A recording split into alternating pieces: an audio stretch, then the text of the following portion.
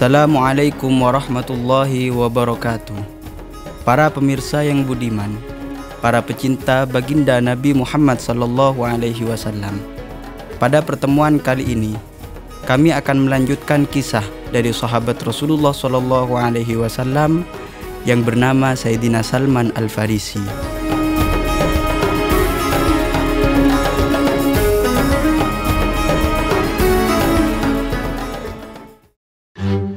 Sayyidina Salman Al-Farisi radhiyallahu anhu berkata, "Aku berasal dari Isfahan, warga suatu desa yang bernama Ji.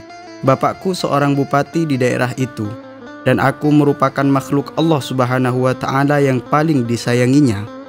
Aku membaktikan diri dalam agama Majusi hingga diserahi tugas sebagai penjaga api yang bertanggung jawab atas nyalanya dan tidak membiarkannya padam. Bapakku memiliki sebidang tanah, dan pada suatu hari aku disuruhnya ke sana. Dalam perjalanan ke tempat tujuan, aku lewat di sebuah gereja milik kaum orang-orang Nasrani. Kudengar mereka sedang sembahyang, maka aku masuk ke dalam untuk melihat apa yang mereka lakukan. Aku kagum melihat cara mereka sembahyang, dan kataku dalam hati, ini lebih baik dari apa yang aku anut selama ini.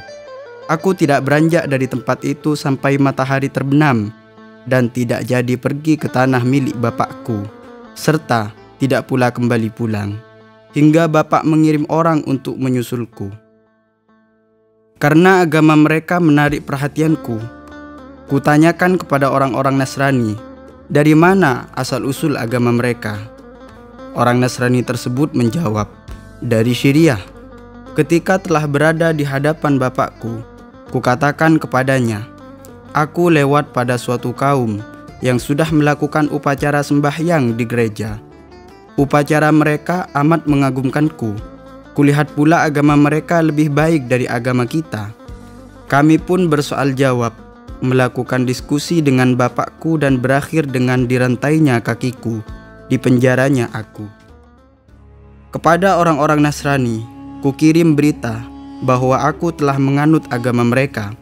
Kuminta pula agar bila datang rombongan dari Syria, supaya aku diberitahu sebelum mereka kembali, karena aku akan ikut bersama mereka ke sana.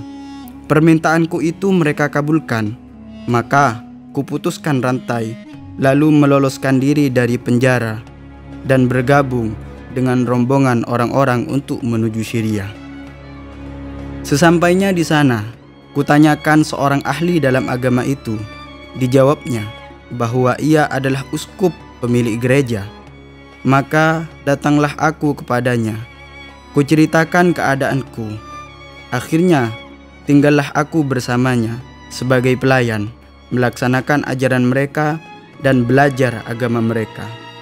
Sayang, uskup ini seorang yang tidak baik beragamanya, karena dikumpulkannya sodakoh dari orang-orang dengan alasan untuk dibagikan, ternyata disimpan untuk dirinya pribadi. Kemudian uskup itu wafat. Mereka mengangkat orang lain sebagai gantinya, dan kulihat tak seorang pun yang lebih baik beragamanya dari uskup baru ini. Aku pun mencintainya demikian rupa, sehingga hatiku merasa tak seorang pun yang lebih kucintai sebelum itu daripadanya. Dan tatkala ajalnya telah dekat, aku bertanya kepadanya, sebagai Anda maklumi, telah dekat saat berlakunya takdir Allah Subhanahu wa Ta'ala atas diri Anda. Maka apakah yang harus kuperbuat, dan siapakah sebaiknya yang harus kuhubungi? Anakku, ujar uskup tersebut, tak seorang pun yang menurut pengetahuanku yang sama langkahnya dengan aku, kecuali seseorang pemimpin yang tinggal di Mosul. Lalu tatkala ia wafat, aku pun berangkat ke Mosul dan menghubungi pendeta yang disebutkan itu. Kuceritakan kepadanya pesan dari uskup tadi, dan aku tinggal bersamanya selama waktu yang dikehendaki Allah Subhanahu wa Ta'ala.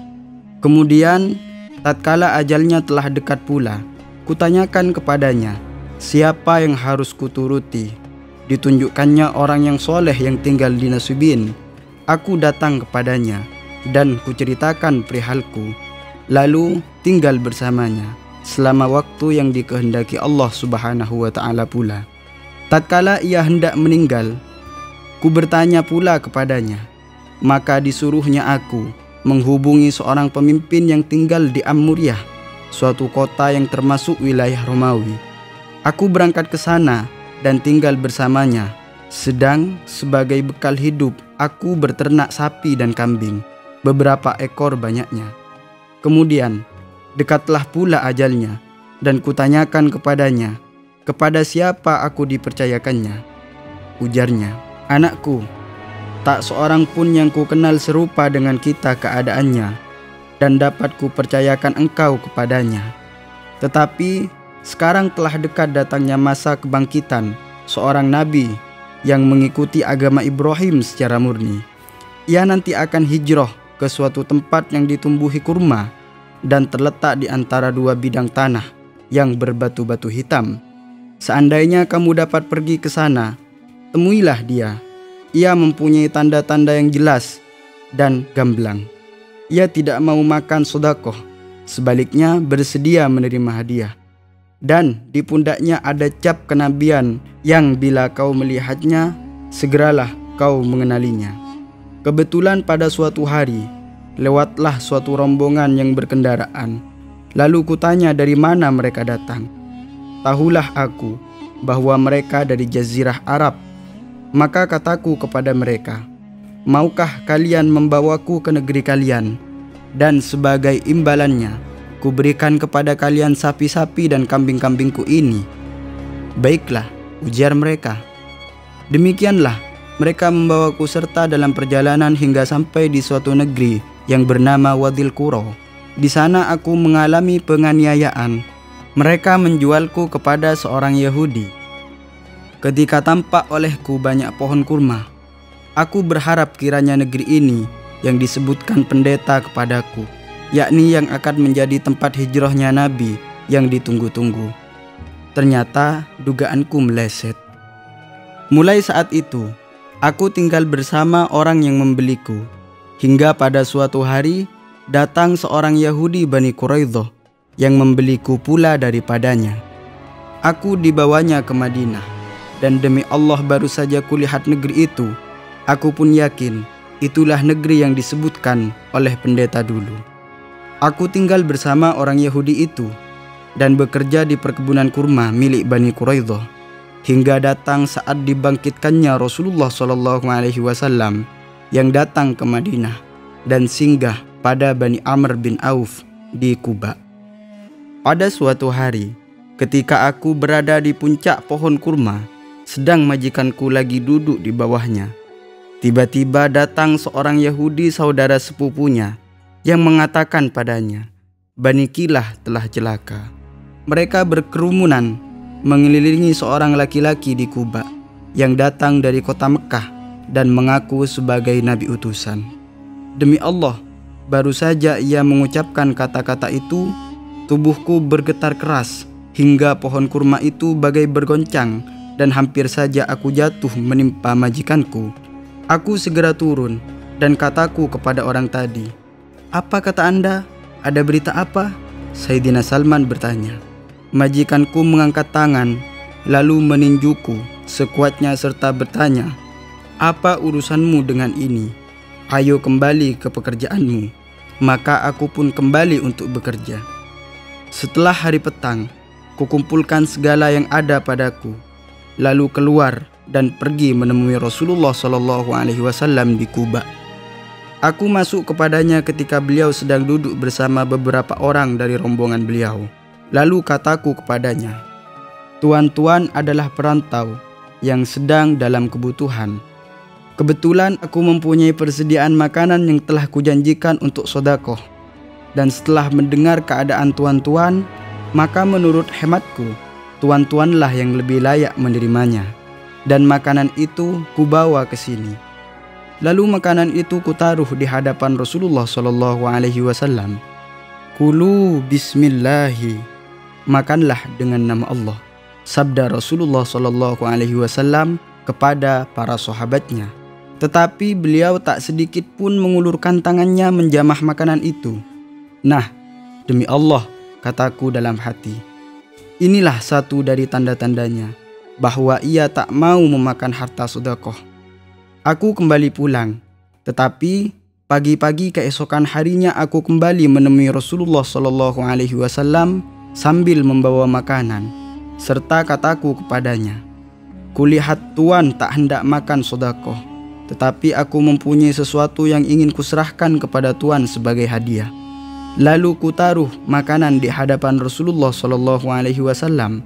Maka Rasulullah SAW bersabda kepada sahabatnya, "Kulu bismillahi." Makanlah dengan menyebut nama Allah. Dan beliau pun turut makan bersama mereka.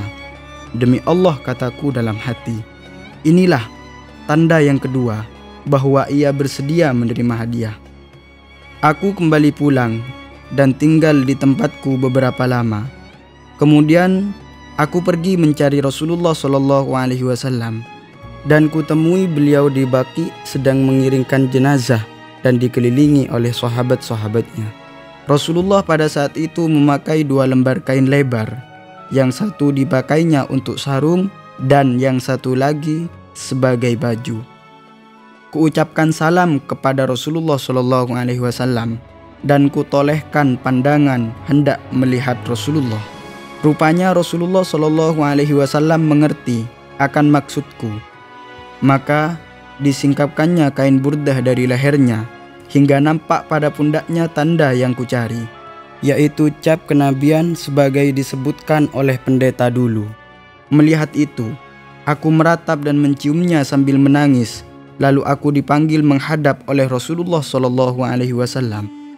Aku duduk di hadapannya, lalu kuceritakan kisahku kepadanya, sebagaimana yang telah kuceritakan tadi. Kemudian aku masuk Islam, dan perbudakan menjadi penghalang bagiku untuk menyertai perang Badar dan perang Uhud. Lalu pada suatu hari, Rasulullah SAW menitahkan kepadaku, "Katib sayyidaka hatta yu'tikoka." Mintalah pada majikanmu agar ia bersedia membebaskanmu dengan menerima uang tebusan. Maka kumintalah kepada majikanku sebagaimana yang dititahkan oleh Rasulullah SAW. Sementara Rasulullah SAW menyuruh para sahabat untuk membantuku dalam soal keuangan. Demikianlah aku dimerdekakan oleh Allah Subhanahu wa Ta'ala dan hidup sebagai seorang muslim yang bebas dan merdeka, serta mengambil bagian bersama Rasulullah SAW dalam perang Khandaq dan peperangan lainnya. Dengan kalimat-kalimat yang jelas dan manis, Sayyidina Salman Al-Farisi radhiyallahu anhu menceritakan kepada kita usaha keras dan perjuangan besar serta mulia untuk mencari hakikat keagamaan yang akhirnya dapat sampai kepada Allah Subhanahu wa Ta'ala dan membekas sebagai jalan hidup yang harus ditempuhnya.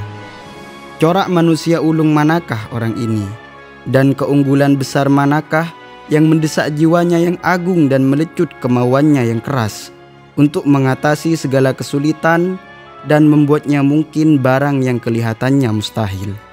Kehausan dan kegandrungan terhadap kebenaran manakah yang telah menyebabkan pemiliknya rela meninggalkan kampung halaman, berikut harta benda dan segala macam kesenangan, lalu pergi menempuh daerah yang belum dikenal dengan segala halangan dan beban penderitaan. Pindah dari suatu daerah ke daerah lain, dari satu negeri ke negeri lain, tak kenal letih atau lelah, di samping tak lupa beribadah secara tekun. Sementara pandangannya yang tajam selalu mengawasi manusia, menyelidiki kehidupan dan aliran mereka, sedang tujuannya yang utama dan tak pernah beranjak dari semula, yang tiada lain hanya mencari kebenaran. Begitupun pengorbanan mulia yang dibaktikannya demi mencapai hidayah Allah Subhanahu wa Ta'ala, sampai ia diperjualbelikan sebagai budak belian, dan akhirnya ia diberi Allah Subhanahu wa Ta'ala ganjaran setimpal hingga dipertemukan dengan Al-Haq dan dipersuakan dengan Rasulnya, lalu dikaruniai usia lanjut hingga ia dapat menyaksikan dengan kedua matanya bagaimana panji-panji Allah Subhanahu wa Ta'ala berkibaran di seluruh pelosok dunia, sementara umat Islam mengisi ruangan dan sudut-sudutnya dengan hidayah dan petunjuk Allah Subhanahu wa Ta'ala, dengan kemakmuran dan keadilannya. Demikian kisah sahabat Rasulullah Shallallahu Alaihi Wasallam yang bergelar Sang Pencari Kebenaran. Dan nantikan kisah beliau pada video yang akan datang. Semoga barokah bermanfaat. Wassalamualaikum warahmatullahi wabarakatuh.